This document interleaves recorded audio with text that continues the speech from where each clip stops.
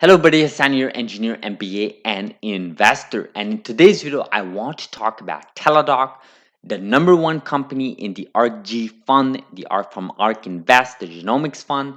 I want to talk about all this company. I want to talk about my thoughts, my input about this company, about ARKG fund, and so on. So before we do that, guys, before we talk about this, please like this video, smash that like button, destroy that like button. You guys know how the YouTube algorithms work.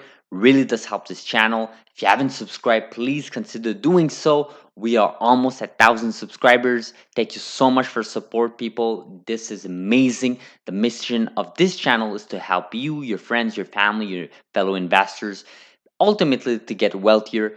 No longer we let big institutions win in this competitive space. Us retail investors, us average citizens can now win and have significant growth in our investments portfolio. So the ARKG fund, obviously, we've talked a lot about ARK Invest in this channel. The Genomics fund, I think it's amazing. It has we raised awareness. I myself got involved with genomics because of this fund. I haven't invested in this fund. I've made a video about this fund and why I have not invested in this fund. Really quickly, I'm just not a fan of index funds, right? But that has nothing to do with this fund specifically. It's just my view of ETFs and so on. So ARK Invest, they decided to make Teladoc as their largest weight in their portfolio, right? So they hold over 60 companies in that portfolio, and 7% is obviously still low, but it's still significant, right? If you're talking about genomics, you're talking about genome editing companies, including all these types of biotech companies, and you're basically putting Teladoc as number one company. I think it's worth looking into why this is the biggest company in terms of weight in ARKG fund, right? And I did want to mention a couple of things here before we even dive into Teladoc. Is the ARKG fund? I've covered this in the previous video, like I said, but it's always good as a reminder. They're not just a CRISPR fund. They're not just a genome editing fund. They're doing a lot more. Although they're sort of labeled as genomics, they are involved with different parts of healthcare, and Teladoc does exactly that, right? It utilizes software technology and basically leverages that to really connect with healthcare patients, with employers, building partnership with employers, building partnership with big companies like Microsoft. So we'll take a look at all of that. But really, RG Fund, they're all about exposure, innovation, growth potential, diversification, research, cost effective. I mean, I've always repeated that in the past. If you don't have the time or the patience to invest in and make time to research specific companies in the genomics vertical, then you should definitely look into the RG fund. I think always a good idea to do something like that in any verticals. Doesn't have to be genomics, right? If you don't have the time, the patience to research and build conviction for specific companies, then you most likely are more fitted towards ETFs, index fund, or maybe you could do both, right? It doesn't have to be one or the other. So again, that's your risk tolerant, that's your investment strategy. We do not provide financial advice in this channel. So Teladoc, guys, Teladoc, they posted their quarterly two earnings report not that long ago, and revenue grew over 109%. If adjusted EBITDA, we're looking at 154% year over year. And they put some significant guidance, right? Look at this, they raised their guidance for that quarter as well for the upcoming year. So quite interesting, right? The company signed some couple of lucrative contracts, specifically with Microsoft. Microsoft is no joke. Microsoft is the number two market cap company in the world, just behind Apple. And for a company to build a collaborative effort with a company like Microsoft speaks volume. I think there is something to be said about it. I love how the Microsoft Teams is across all devices at this point, running Windows. If you are working at a corporate place, you most likely are using Microsoft Teams. If you're not using Microsoft Teams, trust me, you will be using it very soon. Microsoft Teams, Microsoft just as a company, they've been pushing it. It's free for any customers, any computer running on Windows platform, you have Microsoft Teams. It's more than just a chatting system at this point. It integrates different Excel sheets, reports, PowerPoints, and outside of Microsoft's ecosystem, you have now Teladoc trying to enter in that space, right? Connecting it through Teams. I think it's just mind blowing. I think it's just amazing what I'm seeing here. So a couple of graphs here, really, you when you see these graphs, guys, obviously you want to look at it specifically, what the numbers mean and what it represents. But when you're seeing these types of growth, 100%, 138%, this is really great. Internationally, 25, 24%, a little bit lower than what you're seeing in US, but nothing too surprising here. US has always been the bread and butter for most companies, for most American companies anyway. So quite interesting numbers, quite interesting operating metrics here. Didn't want to go too much into this. Again, the point of this video was not really to look at the numbers and financials. I can definitely make a separate video for that. If you're really curious, we can make another video for that. But I wanted to really look at to what this company is trying to achieve, right? And this company, like I said, software, healthcare, and really, they posted this in their forum and presentation. I don't know if you guys can see that, but it says the marketplace is prime for virtual first strategies. Consumers expect healthcare experience to match their digital lives. COVID-19 spurs transformation that are here to stay. Mental health is a gateway to virtual care adoption, evaluating quality outcomes over time.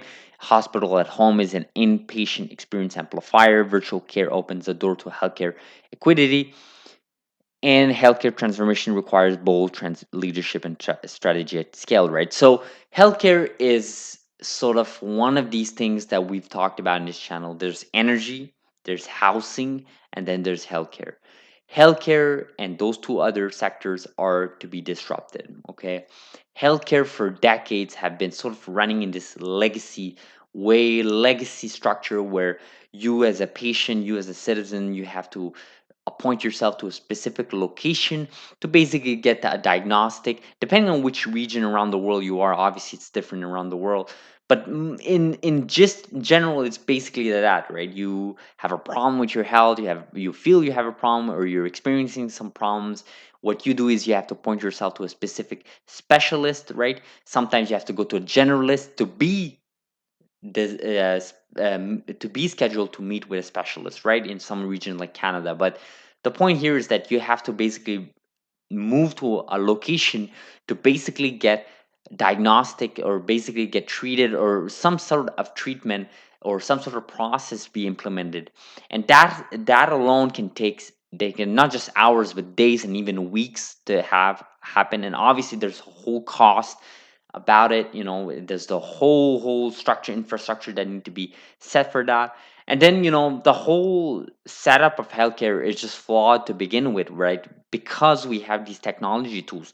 We just talked about Microsoft Teams, right? We just talked about these tools that we all have in our pockets, smartphones, right? We can leverage that to sort of connect ourselves with professionals, with specialists. It just doesn't make sense that we do that for other verticals, such as real estate, for example, that's sort of starting to slowly move towards that vertical, that technology merging, well, software, apps, mobile apps, internet, sort of moving that. But we don't really have that really fully developed with healthcare.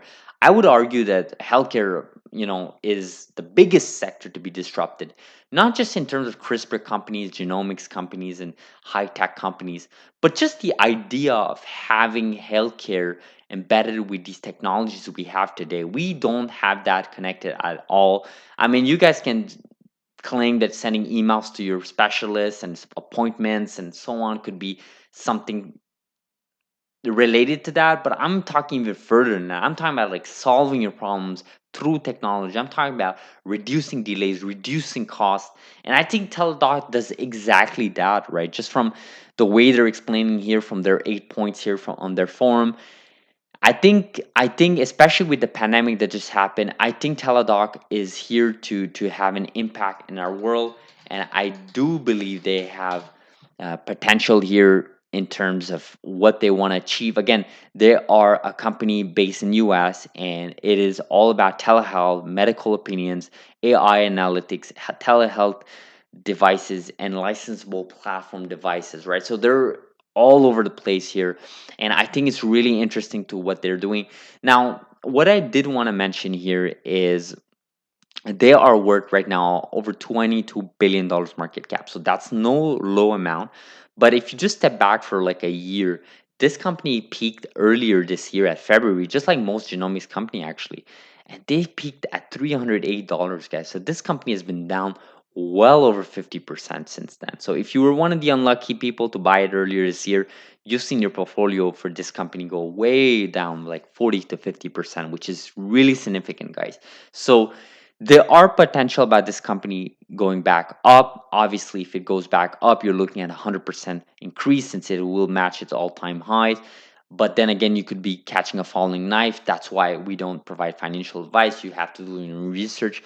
In our channel, we talk about genomics companies, we talk about biotech companies, and Teladoc, because it is holding the number one company spot in the ARKG fund. It's just our duty here to cover this company. My thoughts here about this company is that I think they're doing something very good.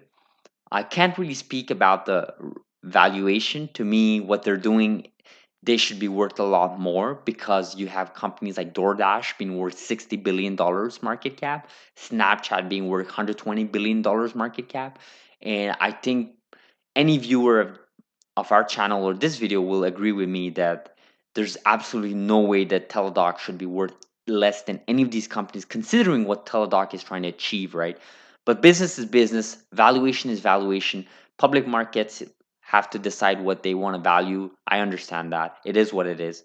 But to me, I think what they're doing is incredible. My thoughts about this, though, about them holding the number one spot, unfortunately, I'm not a big fan of that. I think there are other companies in the fund that are doing a lot more than what we think of when we think about genomics, biotech. Just their top 10 holdings for me in the ARKG fund, I would argue some of them shouldn't even be top 10. I'd say the only one I'm looking at this list, maybe Vertex, obviously through their partnership with CRISPR Therapeutics, and maybe for the Regeneron, obviously with Antilia and Fate Therapeutics, right? Maybe some of these companies.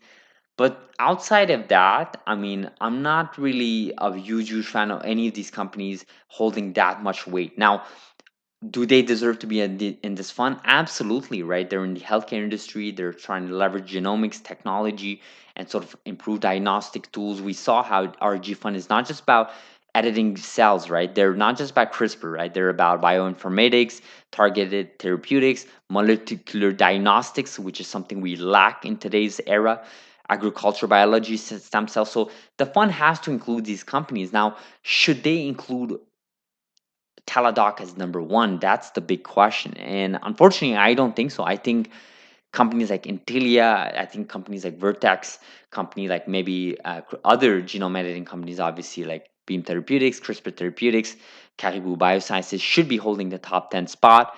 I would argue even Palantir should be holding a 10, top 10 spot if you think about it, if you put it in perspective. So I think the fund is sort of, you can make the argument that some of these companies could be shuffled through their rankings. I don't think Teladoc should be number one. Do I think they should be in the fund? Absolutely. But do I think they should be number one? Not really. I think there are other companies that could be worth that spot. Again, you're talking about a lot of market cap, guys. This is half of a billion market cap in Teladoc. ARKG fund owns half of a billion of Teladoc, and Teladoc itself is worth just north of $22 billion, right? So that's still significant as a holding of a company, right? Then I think RG fund shareholders are looking at that very carefully. I know Christopher Tommy has talked a lot about it. He's totally in disagreement with that company holding number one spot. But again, it is what it is. You guys know what you got into as you invested in this fund. You look at these holdings and you know exactly what you're looking into when you're investing in these funds. So I think there's a positive and negatives to everything. I don't believe they should be number one in the fund. I think there are other companies that deserve that spot, but that's just my opinion. Those are just my thoughts. Looking forward for your thoughts. Let me know what you guys think. Do you guys think Teladoc should be a number one weighted company in the fund? If yes, why? I'm curious to see what your thoughts. What is your bullish thesis about Teladoc themselves? I do believe they have a space in genomics. I do believe they have a space in healthcare. I do believe they will be growing in the upcoming years. But I'm looking forward for your opinion. Let me know in the comments below. Again, if you like this video, smash the like button. If you haven't subscribed, please consider doing so. And we'll leave it off like this on this beautiful, beautiful Tuesday, guys. It's just been beautiful after a rainy weekend in Montreal. Like I said, I was in Toronto last week. So, starting to get back in the groove here. And again, the support of this community has just been amazing. I love your feedback, guys. And thank you so much for the views and support. So, we'll leave it off like this. I'll see you guys tomorrow on a Wednesday, and you guys have a great day. Thanks for watching.